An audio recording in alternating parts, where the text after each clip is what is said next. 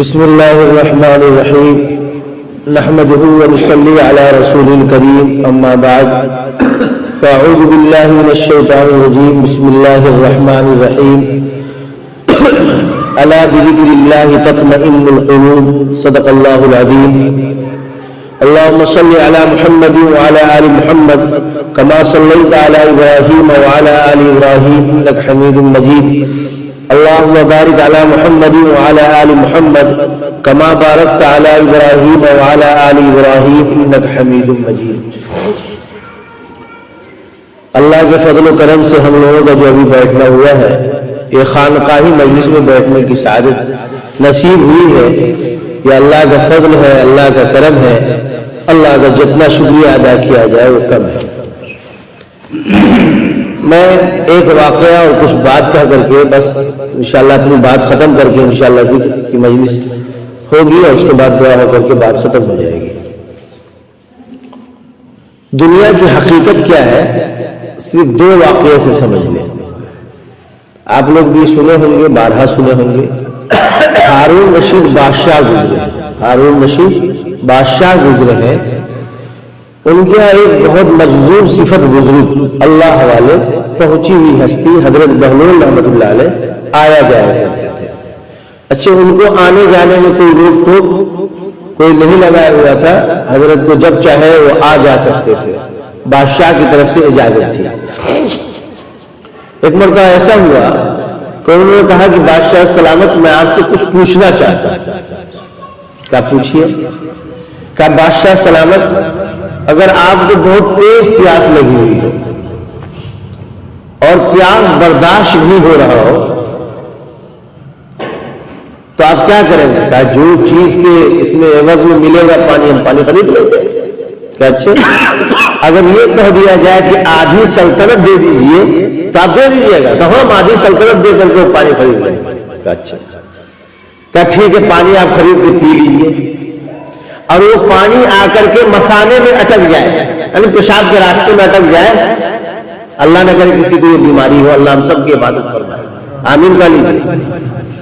کہا کہ اگر وہ پیشاب کے مثانے میں آ کے اٹک جائے تو کیا کیجیے گا؟ ارے بھائی درد سے مر جائے گا آدمی، تو اس کے لیے آپ کیا کیجیے گا؟ کہ وہ آدھی جو سلطنت بچی ہے اس کو بھی ہم دے دیں گے. کہ دیکھیے آپ کی سلطنت صرف ایک گلاس پانی پینے میں اور پانی کے نکالنے میں پوری سلطنت ختم ہے. اسی کے لیے ہائے دنیا ہائے دنیا. کیا کیوں ہے؟ اصل عقل مند آدمی، بےہوش آدمی وہ ہے جو دنیا میں رہتے ہوئے اللہ کو منا لے اور آخرت کا جو گھر ہے قبر اس کی تیاری کرے. اسی کو ہمارے اکابرین نے یہ فرمایا ہے کہ اگر ان بڑے بڑے مالداروں کو اور رئیسوں کو یہ پتہ چل جائے کہ علماء صلحاء کی جماعت اتنے سکون میں رہتی کیسے ہے. اب دیکھتے ہوں گے 10,000 5,000 تنخواہ ہے، مست مولا 3 تولہ رہتے ہیں تو مست. کہہ رہے ہیں کہ اگر ان کو پتہ چل جائے کہ ان کو سکون کیسے رہتا ہے، بھائی یقینی بات ہے آدمی جو ہے پیسے کے لیے کسی کا قتل کر دیتا ہے، کسی کے گھر میں ڈکیتی ڈال دیتا ہے، کسی کی غیبت کرتا ہے، برائی کرتا ہے، اس کی عزت لیتا ہے، سب کچھ کرتا ہے اسی پیسے کے لیے، مگر اس کے باوجود بھی سکون نہیں ہے. کہہ رہے یہ سکون آئے گا کہاں سے؟ اللہ نے قرآن مجید میں ارشاد فرمایا الا بذکر اللہ تطمئن القلوب. اللہ کو آپ یاد کریں گے آپ کو سکون ملے گا، اطمینان ملے گا. تو آج ہم لوگ جو مجلس میں بیٹھے ہوئے ہیں یہ اس لیے بیٹھے ہوئے ہیں تاکہ ہم اللہ کے نام کا مالا جپیں. یاد رکھیے گا جو آدمی ایک مرتبہ لا الہ الا اللہ پڑھتا ہے، یہاں پہ کالا نشان ہے، اس کے نیچے دل ہے، 2 انگلی نیچے. کہہ رہے ہیں یہاں پر سے اٹھائے ہم، یہاں پہ حسد، کینہ، بغض، عداوت، دشمنی، نفرت دل میں بھرا رہتا ہے. کہہ رہے ہیں اس کو اٹھائیے، لا الہ، پیچھے پھریے، لا الہ الا اللہ. دل رہنے کی جگہ کس کے ہے؟ اللہ کے ہے. کہہ رہے جو آدمی اس عقیدت و محبت کے ساتھ پڑھتا ہے 70,000 فرشتے اس کے لیے دعائے مغفرت کرتے ہیں. کیا 1000 فرشتے؟ 70,000 فرشتے اس کے لیے دعائیں مغفرت کرتے ہیں. اور اگر اسی دن اس کی موت ہو گئی خدا نخواستہ تو انشاءاللہ بغیر حساب و کتاب کے وہ جنت ہو جائے گا۔ تو اس یقین کے ساتھ ہم ذکر کریں گے کہ ہمیں اللہ مل رہا ہے اور اللہ کی یادوں سے ہمارا دل منور ہو رہا ہے۔ یہ 100 مرتبہ کرائیں گے، بیچ میں جو ہے صلی اللہ علیہ وسلم یا سیدنا و مولانا محمد صلی اللہ علیہ وسلم پڑھاتے ہیں۔ اس کے بعد جو ہے یہیں پہ کالا نشان، اسی کے نیچے 2 انگل نیچے دل ہے۔ اب جو ہے گردن جھکائیں گے، کہا کہ جب آدمی اللہ کی یاد میں مست رہتا ہے تو جب چاہتا اللہ سے بات کرنا، سنے ہوں گے ارے اللہ والے کیا گردن جھکائے اور اللہ سے بات کرنے لگے، کیا ماجوال صاحب گردن جھکائے اور اللہ سے بات کرنے لگے۔ تو کہہ رہے ہیں کہ یہاں پہ بھی ہے گردن جھکائیے اور اس نیت کے ساتھ پڑھیے کہ اللہ کی محبت بڑھے اور غیروں کی محبت گھٹے، غیر اللہ کی محبت بڑھ جائے۔ کیسے؟ الا اللہ الا اللہ الا اللہ، اس کو کتنی مرتبہ پڑھنا ہے؟ اس کو بھی 100 مرتبہ پڑھوائیں گے، بیچ میں سیدنا و مولانا محمد صلی اللہ علیہ وسلم۔ اس کے بعد جو 4 لائن کا شعر پڑھتے ہیں خواجہ صاحب، اللہ اللہ کتنا پیارا نام ہے، اللہ کا نام ہے نا پیارا، کتنا پیارا نام ہے، کتنا مزہ آتا ہے۔ اس کو پڑھیے، اگر واقعتاً آپ کتنوں ٹینشن میں ہوئیے اور محبت کے ساتھ پڑھیے اللہ، تو لگے گا یہ نکلتے نکلتے پورا غم نکل گیا، دل میں اللہ بن گیا۔ آپ ویسے ارادہ کر کے دیکھیں تو کہہ رہے اللہ اللہ کتنا پیارا نام ہے، عاشقوں کا مینا اور جام ہے۔ کہہ رہے جو اللہ کے عاشق ہوتے ہیں ان کو کوئی ٹینشن ہوتا ہے، کہہ رہے شرابیوں کو ٹینشن ہوتا ہے تو کیا پیتا ہے؟ تو شراب پیتا ہے۔ کہہ رہے اللہ والوں کو سکون پانا ہوتا ہے تو اللہ کا نام لیتا ہے اللہ اللہ۔ دیکھیے گا اللہ والے سب بہت ٹینشن میں رہیں گے تو بار بار کہیں اللہ اللہ، اس کا مطلب ان کو دل کو راحت مل رہی ہے۔ کیا ہے؟ اللہ اللہ کتنا پیارا نام ہے، عاشقوں کا مینا اور جام ہے، نام لیتے ہی نشہ سا چھا گیا۔ کہہ رہے جو اللہ والے ہوتے واقعی جو اللہ کے یاد میں ایک دم مست ہوتے ہیں اور جن کو اللہ کے یاد میں رہنا نصیب ہوتا ہے، کہہ رہے ان کے سامنے جب اللہ کا نام لیجیے تو مست ہو جاتے ہیں اور خوش ہو جاتے ہیں۔ کہہ رہے نام لیتے ہی نشہ سا چھا گیا، ذکر میں تاثیر دورے جام ہے۔ کہہ رہے جب آدمی بار بار اللہ اللہ اللہ اللہ، ارے سنم سنم سنم سنم کیے جا رہا تھا، ایک دن کہہ دیا دھوکے سے اللہ، بس اس کی مغفرت ہو گئی۔ ہم اللہ اللہ اللہ اللہ کریں گے، ہماری مغفرت کیسے نہیں ہوگی؟ انشاءاللہ ہر حال میں ہوگی۔ کیا ہوگی؟ ہر حال میں۔ کہا اللہ اللہ کتنا پیارا نام ہے، عاشقوں کا مینا اور جام ہے، نام لیتے ہی نشہ سا چھا گیا، ذکر میں تاثیر دورے جام ہے۔ اسی کو حضرت محافظ ذوالفقار صاحب نے بہت اچھے انداز میں اور انہوں نے بھی شعر کہا ہے۔ تسکین کے معنی آتے ہیں سکون کے، تسکین کے معنی کہتے کتنی تسکین ہے تیرے نام کے ساتھ، کہہ رہے کتنا سکون ہے تیرے نام کے ساتھ، جب تیرا نام لیا جاتا ہے لگتا ہے کہ تو ہے، کیا ہے؟ مزہ آتا ہے۔ کہہ رہے کتنی تسکین ہے تیرے نام کے ساتھ، نیند کاٹوں کہ بھی آ جاتی ہے آرام کے ساتھ۔ دیکھیے گا جو اللہ والے رہتے کبھی کبھی اتنا جو ہے عمدہ قسم کو نوازا جاتا ہے اور کبھی کبھی درمیانہ، کبھی کبھی معلوم ہے کوئی پوچھیو نہیں ہے تو یہ مست قلم کیا رہتے ہیں جو مل گیا یہ اللہ کی رضا ہے، جس میں اللہ کی رضا۔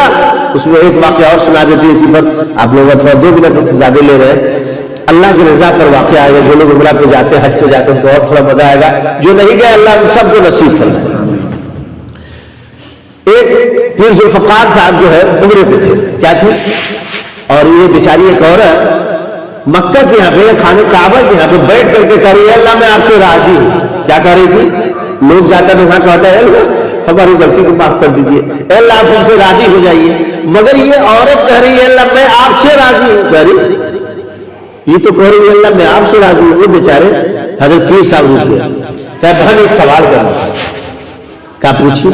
کہ سب یہاں آتا تو کہتا ہے اللہ آپ ہم سے راضی ہو جائیے، ہمارے گناہ کو معاف کر دیجیے، اور آپ کہہ رہی ہیں کہ اللہ میں آپ سے راضی ہوں۔ یہ فلسفہ سمجھ میں نہیں آ رہا، بہن سمجھائیے۔ کتنا عجیب واقعہ ہے، کتنوں ہی ٹینشن اور پریشانی آ جائے سب چیز کا علاج قرآن و حدیث میں۔ کیا ہوا؟ کہا کہ بات ایسی ہے حضرت، میں اپنے بچے کو، دودھ پیتے بچے کو گود میں لے کر کے کھانا بنا رہی تھی۔ کیا کر رہی تھی؟ کھانا بنا رہی تھی۔ ادھر سے گھر میں ہمارے پاس 3 لڑکے تھے، اب 2 جو ہے وہی چھوٹے چھوٹے تھے، تو دونوں گھر میں لڑ رہے تھے، بیگ رونے کی آواز آئی، چلانے کی۔ تو میں کیا کی، پہلے چولہا کا زمانہ ہوتا تھا تو بچے کو بغل میں رکھ دی کہ جلدی چھڑا کے آتے ہیں، بھائی بھائی لڑ رہا ہے۔ جب گیا تو دیکھا کہ ایک بھائی دوسرے بھائی کو چھری سے ذبح کر دیا ہے۔ کیا کر دیا ہے؟